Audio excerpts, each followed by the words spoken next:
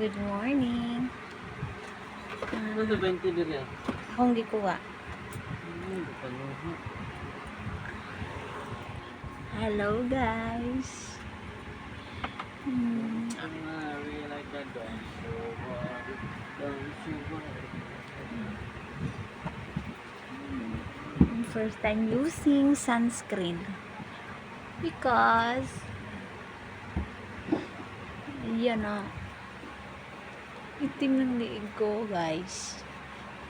Oh, yan o. I am preparing for work.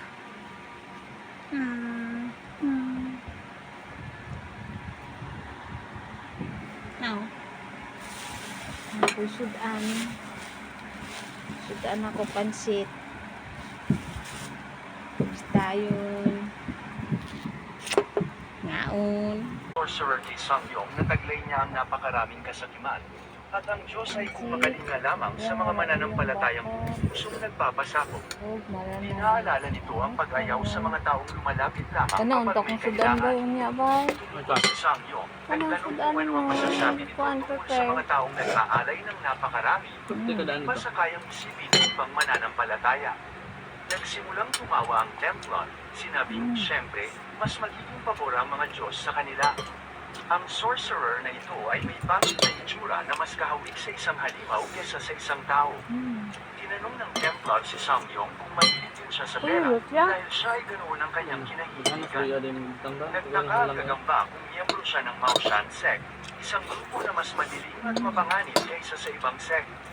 Sinabi ni Samyong na kapag naging matagumpay sila, magdadala siya ng isa pang baul na puno ng kayamanan.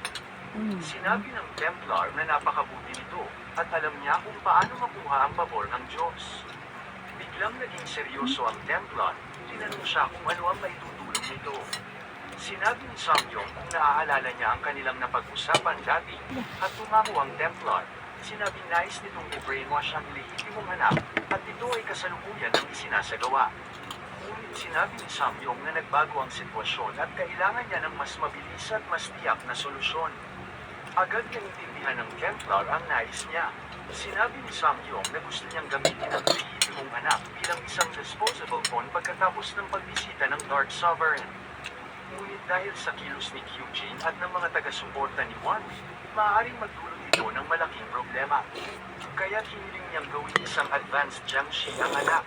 Tumawa ang Templar, sinabing mukhang napakalalim ng kanyang galit. Hindi makapaniwala ang